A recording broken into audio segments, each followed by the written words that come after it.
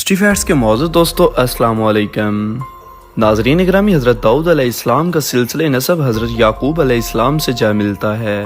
جالوت کے قتل کے بعد بنی اسرائیل کے دل میں اللہ تعالیٰ نے آپ علیہ السلام کی شجاعت اور عظمت کا سکہ بٹھا دیا۔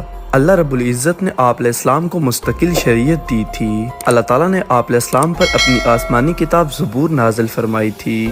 اللہ تعالیٰ کی طرف سے آپ علیہ السلام کو مضبوط حکومت اور حکمت اور صحیح فیصلے کی قوت سے نوازا گیا تھا، جیسا کہ عدالت داؤدی مشہور ہے۔ ناظرین اکرامی، آج کی ویڈیو میں ہم آپ کو حضرت داؤد علیہ السلام کی عدالت کے 4 ایسے واقعات کے بارے میں بتائیں گے جو آپ کے لیے انتہائی سبق آموز ہوں گے۔ اس اہم ویڈیو کے آغاز سے پہلے آپ سے گزارش ہے کہ اگر آپ چینل پر نئے ہیں تو چینل کو سبسکرائب کر لیں، جبکہ ویڈیو کو آخر تک ضرور دیکھیں۔ ناظرین اکرامی، قرآن مجید میں اللہ تعالیٰ نے آپ علیہ الصلوۃ والسلام کا ذکر 8 جگہ پر فرمایا ہے۔ آپ علیہ الصلوۃ والسلام کو بنی اسرائیل کی طرف بھیجا گیا تھا اور آپ کی قوم پر نافرمانی کی وجہ سے اللہ تعالیٰ نے بندر اور خنزیر کا عذاب نازل کیا تھا۔ گزشتہ ویڈیو جو حضرت داؤد علیہ السلام کے ذکر سے ہم نے بنائی تھی اور آپ کو بتایا تھا کہ آپ علیہ السلام کی قوم کی کس نافرمانی پر اللہ تعالیٰ نے ان کو بندر اور خنزیر بنایا تھا، وہاں آپ کے حالات زندگی کا ذکر آ چکا ہے اور یہ واضح ہو چکا ہے کہ قتل جالوت میں بے پناہ شجاعت کے اظہار نے بنی اسرائیل کے قلوب پر آپ علیہ السلام کی محبت اور عظمت کا سکہ بٹھا دیا تھا۔ چنانچہ آپ علیہ السلام آگے چل کر خدا کے رسول اور پیغمبر بنے اور بنی اسرائیل کی رشد و ہدایت کے لیے رسول اور ان کی اجتماعی زندگی کے لیے خلیفہ مقرر ہوئے۔ موضوع کی طرف واپس بڑھتے ہوئے حضرت داؤد علیہ السلام کی عدالت کا ذکر شروع کرتے ہیں۔ حضرت داؤد علیہ السلام کے پاس اکثر لوگ اپنے جھگڑوں کے فیصلے کروانے کے لیے آیا کرتے تھے۔ ان میں ایک قصہ 2 عورتوں کا ہے۔ مسند احمد میں ہے کہ حضور کریم خاتم النبیین صلی اللہ علیہ وسلم فرماتے ہیں کہ 2 عورتیں جن کے ساتھ ان کے 2 بچے بھی تھے ایک ساتھ کہیں جا رہی تھی کہ اچانک ایک بھیڑیا آیا اور ایک بچے کو اٹھا کر لے گیا۔ ایک بچہ جو رہ گیا تھا اس پر دونوں عورتیں آپس میں جھگڑنے لگی۔ ہر عورت یہ کہہ رہی تھی کہ یہ بچہ میرا ہے۔ آخر یہ مقدمہ حضرت داؤد علیہ السلام کی بارگاہ میں پیش ہوا۔ آپ علیہ السلام نے بڑی عورت کے حق میں فیصلہ دے دیا کہ یہ بچہ تیرا ہے، حالانکہ ایسا نہیں تھا، وہ بچہ دوسری عورت کا تھا۔ جب یہ دونوں عورتیں یہاں سے نکلیں تو راستے میں حضرت سلیمان علیہ السلام تھے، جن کے ذہن میں یقیناً اللہ تعالیٰ نے یہ بات ڈالی کہ یہ فیصلہ غلط ہوا ہے اور اس میں انصاف کیا جائے۔ تو حضرت سلیمان علیہ السلام نے ان دونوں عورتوں کو بلایا اور فرمایا کہ چھری لاؤ، میں اس بچے کو کاٹ کر آدھا آدھا کر دیتا ہوں اور تم دونوں کو آدھا آدھا دے دیتا ہوں۔ اس پر بڑی عورت تو خاموش ہو گئی جس کے حق میں حضرت داؤد علیہ السلام نے فیصلہ سنایا تھا، مگر چھوٹی عورت نے واویلا شروع کر دیا کہ خدا آپ پر رحم کرے، آپ ایسا نہ کیجئے، بلکہ یہ لڑکا اسی کا ہے، اسی کو دے دیجئے۔ جس سے حضرت سلیمان علیہ السلام پر اللہ تعالیٰ نے یہ بات ظاہر کر دی کہ یہ معاملہ آسان ہے اور بچہ چھوٹی عورت کا ہے، جس پر یقیناً حضرت سلیمان علیہ السلام معاملہ سمجھ گئے تھے کہ جس کا بچہ ہے اسی کو تکلیف ہوگی اور بچہ چھوٹی عورت کو دلوا دیا۔ یقیناً اللہ تعالیٰ اپنے انبیاء علیہ الصلوۃ والسلام سے ہر قسم کی چھوٹی بڑی بھول چوک کو اٹھا لیتے ہیں اور ان کی زندگی کو امت کے لیے ایک بہترین نمونہ بنا دیتے ہیں۔ حضرت داؤد علیہ السلام کی عدالت کا دوسرا قصہ آپ کو سنائیں تو یہ باغبان اور چرواہے کا واقعہ ہے۔ ایلیا نامی ایک باغبان تھا، اس کے باغ میں یوحنا نامی چرواہے کی بکریاں بے خبری کی وجہ سے گھس آئیں اور باغ کو خراب کر گئیں۔ یہ جھگڑا حضرت داؤد علیہ السلام کے سامنے پیش ہوا۔ آپ علیہ السلام نے باغ والے کے نقصان میں یوحنا کی بکریاں ایلیا کو دلوا دیں۔ چونکہ نقصان کی قیمت بکریوں کی قیمت کے برابر تھی، اس لیے بطور ضمان بکریاں ایلیا کو دلوا دیں۔ بعض مفسرین باغ کے بجائے کھیت کا ذکر کرتے ہیں۔ حضرت عبداللہ بن مسعود رضی اللہ تعالیٰ عنہ فرماتے ہیں کہ کھیتی انگور کی تھی جس سے خوشے لٹک رہے تھے۔ حضرت ابن عباس رضی اللہ تعالیٰ عنہما فرماتے ہیں کہ حضرت داؤد علیہ السلام کا یہ فیصلہ سن کر بکریاں والے اپنے بکریاں دے کر صرف کتوں کو لے کر واپس جا رہے تھے کہ یہاں بھی حضرت سلیمان علیہ السلام نے ان سے پوچھا کہ تمہارا فیصلہ کیا ہوا؟ انہوں نے خبر دی کہ آپ علیہ السلام نے فرمایا میں اگر اس جگہ ہوتا تو اس طرح فیصلہ نہ کرتا۔ جب اس کی اطلاع حضرت داؤد علیہ السلام کو ملی تو انہوں نے حضرت سلیمان علیہ السلام کو بلا کر پوچھا اگر یہ معاملہ تمہارے سپرد کیا جائے تو تم اس میں کیا فیصلہ کرو گے؟ حضرت سلیمان علیہ السلام کیونکہ چھوٹے تھے، انہوں نے عرض کیا کہ باغبان کو بکریاں دے دوں گا، وہ ان بکریوں کے دودھ سے فائدہ اٹھائے اور ان سے بچے حاصل کرے، اور یوحنا کو حکم دوں گا کہ وہ باغ کی آبیاری کرے۔ جب باغ اپنی اصلی حالت پر آ جائے تو وہ باغ یا کھیت اصل مالک کو لوٹا کر اپنی بکریاں اس سے حاصل کر لے۔ حضرت داؤد علیہ السلام نے حضرت سلیمان سلیمان علیہ السلام کا فیصلہ نافذ کر دیا۔ حضرت داؤد علیہ السلام نے ایک شرعی فیصلہ کیا تھا، جبکہ حضرت سلیمان علیہ السلام نے ایک صلح کا طریقہ اختیار کیا تھا۔ جیسا کہ اللہ تعالیٰ کا ارشاد ہے، پھر ہم نے فیصلے کی آسان شکل سلیمان کو سمجھا دی اور دونوں ہی کو فیصلے کی صلاحیت اور علم عطا کیا تھا۔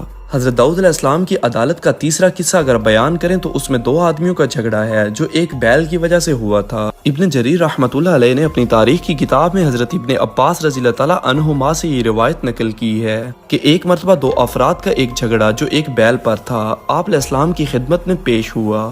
ان دونوں میں سے ہر ایک یہ کہتا تھا کہ یہ بیل میرا ہے۔ آپ علیہ السلام نے اس قضیے کا فیصلہ دوسرے دن پر مؤخر کر دیا۔ دوسرے دن جب عدالت کا وقت ہوا تو آپ علیہ السلام عدالت میں حاضر ہوئے اور مدعی سے آتے ہی فرمایا کہ رات کو اللہ تعالیٰ نے مجھ پر وحی نازل کی ہے کہ تجھے قتل کر دیا جائے، لہٰذا تو صحیح بات بیان کر۔ تو اس نے کہا، اللہ کے نبی، اس مقدمے میں میرا بیان قطعاً سچ ہے، لیکن اس واقعے سے قبل میں نے اس مدعا علیہ کے والد کو دھوکہ دے کر قتل کر دیا تھا۔ اس پر آپ علیہ السلام نے اس کے قتل کا حکم صادر فرما دیا۔ یقیناً اللہ تعالیٰ جو اپنے انبیاء علیہ الصلوۃ والسلام پر وحی نازل کرتا ہے وہ حق ہے، جو اپنے انبیاء علیہ الصلوۃ والسلام سے فیصلے کرواتا ہے وہ حق ہے، اور اللہ ہر چیز پر قادر ہے، وہ جب چاہے جس چیز کا فیصلہ کر دے۔ اس قسم کے واقعات اکثر آپ علیہ السلام کی عدالت میں آتے رہتے تھے، جس کی وجہ سے آپ علیہ السلام کی حکمت اور عظمت کے سامنے سب پست اور فرما بردار تھے۔ قرآن مجید کی آیت ذیل میں اس عظمت اور مملکت اور تدبیر اور حکمت اور نبوت کا اظہار کیا گیا، جس کا ترجمہ ہے، اور ہم نے اس کی حکومت کو مضبوط کیا اور اس کو حکمت یعنی نبوت عطا کی اور صحیح فیصلے کی قوت بخشی۔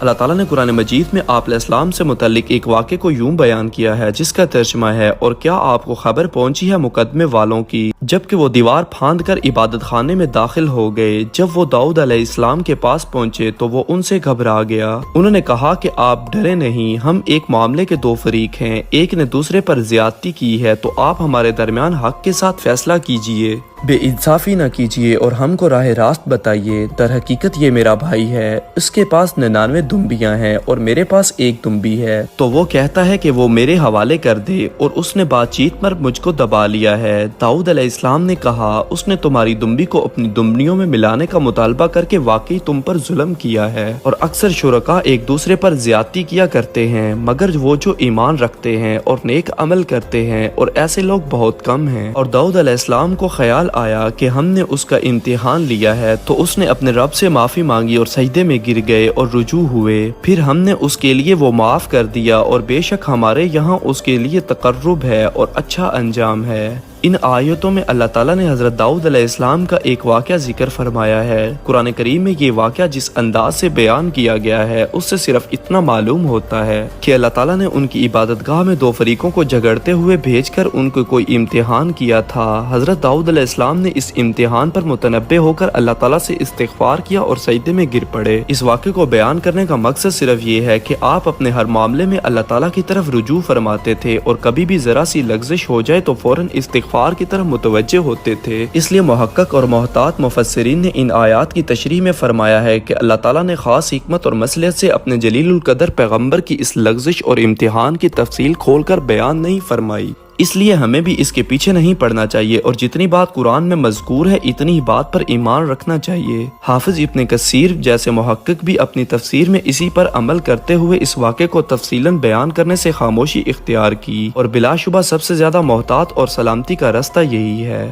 حکیم الامت حضرت تھانوی رحمۃ اللہ علیہ نے اس لغزش کی تشریح اس طرح بیان فرمائی ہے کہ مقدمے کے دو فریق دیوار پھاند کر داخل ہوئے اور طرز مخاطبت میں انتہائی گستاخانہ اختیار کیا کہ شروع ہی سے اللہ تعالیٰ کے پیغمبر حضرت داؤد علیہ السلام کو انصاف کرنے اور ظلم نہ کرنے کی نصیحتیں شروع کر دیں۔ اس انداز کی گستاخی کی بنا پر کوئی عام آدمی ہوتا تو انہیں جواب دینے کے بجائے الٹا سزا دیتا۔ اللہ تعالیٰ نے حضرت داؤد علیہ السلام کا یہ امتحان فرمایا کہ وہ غصے میں آ کر انہیں سزا دیتے ہیں یا پیغمبر عفو و تحمل سے کام لے کر ان کی بات سنتے ہیں۔ آپ علیہ السلام اس امتحان میں پورے اترے، صرف اتنی سی لغزش ہو گئی کہ فیصلہ سناتے وقت ظالم کو خطاب کرنے کے بجائے مظلوم کو مخاطب فرمایا، جس سے ایک گونا جانبداری اور مترشح ہوتی ہے، لیکن اس پر وہ فوراً متنبہ ہوئے اور سجدے میں گر گئے اور اللہ تعالیٰ نے انہیں معاف فرما دیا۔ بعض مفسرین نے فرمایا ہے کہ حضرت داؤد علیہ السلام اپنا نظم اوقات ایسا بنایا ہوا تھا کہ 24 گھنٹے میں ہر وقت گھر میں کوئی ایک ایسا فرد نہ ہوتا کہ وہ عبادت اور तस्बीह में मशगूल न रहता था। एक रोज आप अलैहिस्सलाम ने अल्लाह ताला की बारगाह में अर्ज किया कि ए परवरदिगार, दिन और रात की कोई ऐसी घड़ी नहीं गुजरती जिसमें दाऊद के घर वालों में कोई न कोई आपकी इबादत, नमाज, तस्बीह और जिक्र में मशगूल न हो। जिस पर अल्लाह ताला ने फरमाया कि ये सब कुछ मेरी तौफीक से है, अगर मेरी मदद शामिल हाल न हो तो ये बात तुम्हारे बस की नहीं।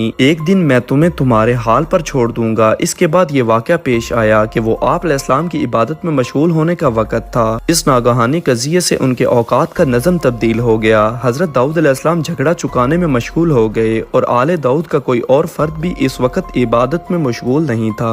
हजरत दाऊद अलैहिस्सलाम को तंबीह हुई कि जो फ़ख्र या कलमा जुबान से निकल गया है, मुझसे गलती हुई थी। इस पर आप अलैहिस्सलाम ने इस्तिग़फ़ार किया। अल्लाह ताला ने आप अलैहिस्सलाम को माफ़ कर दिया। नाज़रीन ग्रामी, ये थी हमारी आज की वीडियो। अगर आपको वीडियो अच्छी लगी है तो इसको लाइक और शेयर, जबकि चैनल को सब्सक्राइब कर दीजिएगा। आपसे जल्द मुलाकात होगी किसी नई मालूमाती और तारीखी वीडियो के साथ। अल्लाह हाफिज़।